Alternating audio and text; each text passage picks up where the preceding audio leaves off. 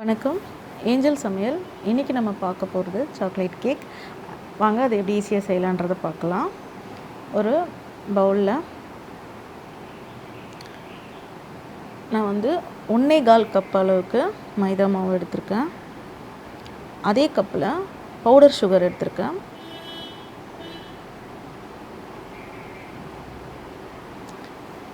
சர்க்கரையை மிக்சியில் நல்லா அடித்து இந்த மாதிரி பவுடர் பண்ணி எடுத்துக்கோங்க. 1 இல்லைன்னா 2 கப் அளவுக்கு கோகோ பவுடர், பாதி டீஸ்பூன் அளவுக்கு baking soda and baking powder ரெண்டுத்தையுமே எடுத்துக்கலாம்.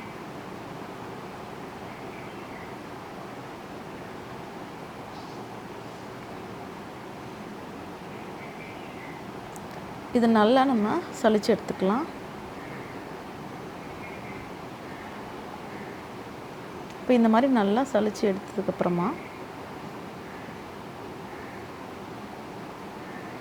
ஒரு டைம் இதை கலந்துட்டு அதே கப்பில் பாதி கப்பு குக்கிங் ஆயில் எடுத்திருக்கேன். Vanilla essence 1 spoon,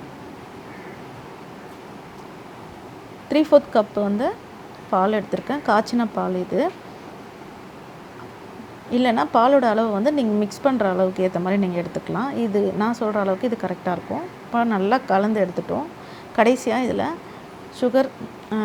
chocolate syrup அது 1 ஸ்பூன் சேர்த்துட்டு இந்த மாதிரி நல்லா கலந்து எடுத்துக்கோங்க. இந்த மாதிரி நல்லா க்ரீமியாக வரணும்.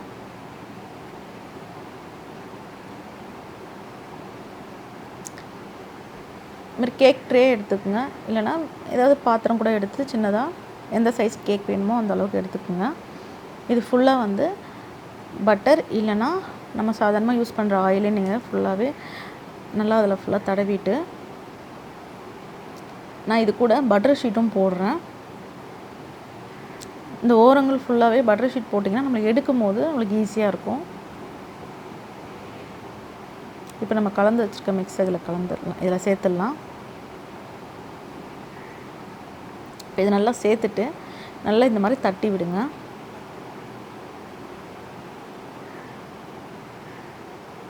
இப்போ நல்லா தட்டியாச்சு. ஒரு ப்ரெஷர் குக்கர் இல்லைன்னா இந்த மாதிரி பாத்திரத்தை இந்த மாதிரி குட்டியாக ஒரு ஸ்டாண்ட் ஒன்று வச்சுட்டு இது ஒரு மீடியம் ஃப்ளேமில் 5 நிமிஷம் போல் மூடி போட்டு நம்ம சூடு பண்ணி எடுக்கலாம். இப்போ 5 நிமிஷம் ஆனதுக்கப்புறமா நம்ம மிக்ஸ் பண்ணி வச்சுருக்கிறத உள்ளே வச்சுட்டு 20 இல்லைன்னா 25 நிமிஷம் நம்ம இது வேக விடணும். அதாவது சிம்மில் வச்சு வேக விடணும்.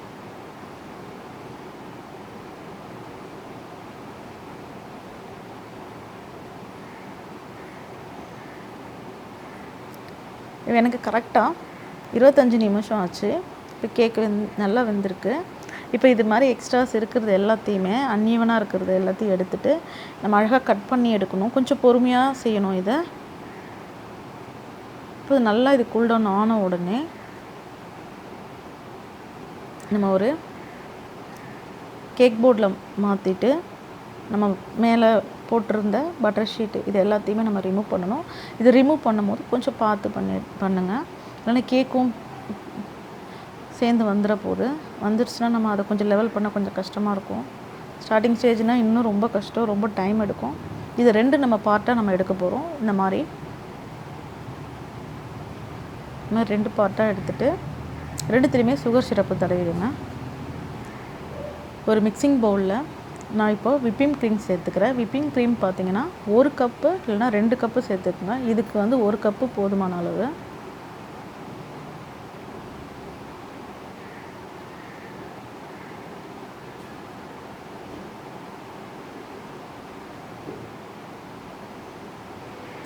எலக்ட்ரிக் பீட்டர் இல்லைன்னா ஹேண்ட் பீட்டர் வச்சு நல்லா இதை பீட் பண்ணி எடுக்க போகிறோம். ஒரு 5 மினிட்ஸ்க்கு மேலே ஆச்சு எனக்கு நல்லா பீட் பண்ணி எடுக்கிறதுக்கு. எலக்ட்ரிக் பீட்டர்னால் கொஞ்சம் ஈஸியாக வேலை முடியும்.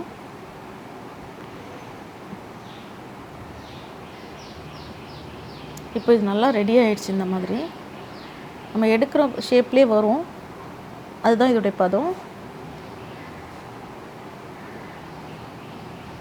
இப்போ நம்ம கேக்கோட ஃபஸ்ட்டு பார்ட்டில் வச்சுருக்க அந்த கேக் போர்டில் இருக்கிறதெல்லாம் அதை சுற்றி நான் பட்டர் ஷீட் போட்டிருக்கேன். எதுக்குன்னா மேலே வந்து படாமல் இருக்கிறதுக்கு. இப்போ நம்ம ஃபஸ்ட் பார்ட்டில் இந்த விப்பிங் க்ரீம் தடவ ஆரம்பிச்சிட்டோம். இது ஃபுல்லாக நம்ம தடவினதுக்கப்புறமா செகண்ட் பார்ட்டை வைக்கும் போது அது மேலேயும் சுகர் சிரப் தடவிட்டு வைங்க. இல்லைன்னா ட்ரை ஆகிடும். அதுக்காக தான் நம்ம இதை அப்ளை பண்ணுறோம்.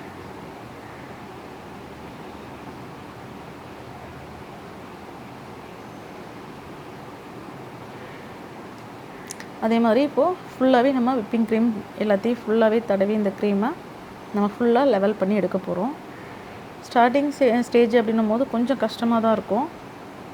இது வந்து ஷேப் அப்படின்றது வந்து உங்களோட விருப்பம்தான். இது என்ன மாதிரி டிசைன் பண்ணணும் அப்படின்றது வந்து உங்களோட விருப்பம்தான். உங்களுக்கு எப்படி தோணுதோ அந்த மாதிரி நீங்கள் டிசைன் பண்ணி எடுத்துக்கோங்க.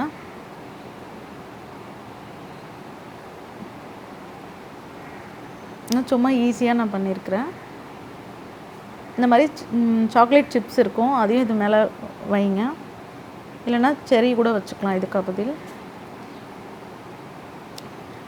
இது பார்த்திங்கன்னா சுகர் ஸ்ப்ரிங்கிள் சொல்லுவோம். இது குட்டி குட்டியாக பால்ஸ் இருக்கும் கலர் கலராக. சரி, அதை வந்து கொஞ்சம் நான் நடுவில் போடுறேன். இது எல்லாமே உங்கள் விருப்பம்தான்.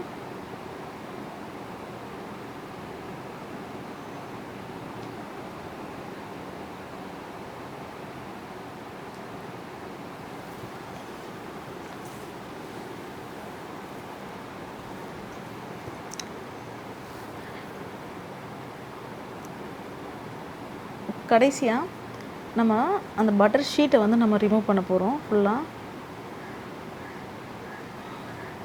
அது ரிமூவ் பண்ணும்போது நம்ம தடவி வச்சுருக்க க்ரீமும் கொஞ்சம் வரும். ஃபைனல் டச்சிங் நீங்கள் கண்டிப்பாக இது கொடுத்து தான் ஆகணும்.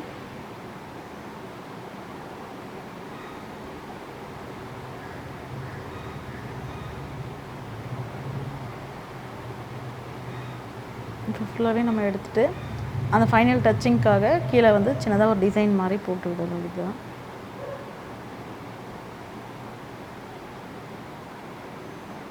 நம்மளுடைய கேக்கு ரெடி ஆகிடுச்சு. இது நீங்களும் செஞ்சு பார்த்துட்டு எப்படி இருந்துச்சுன்னு சொல்லுங்கள்.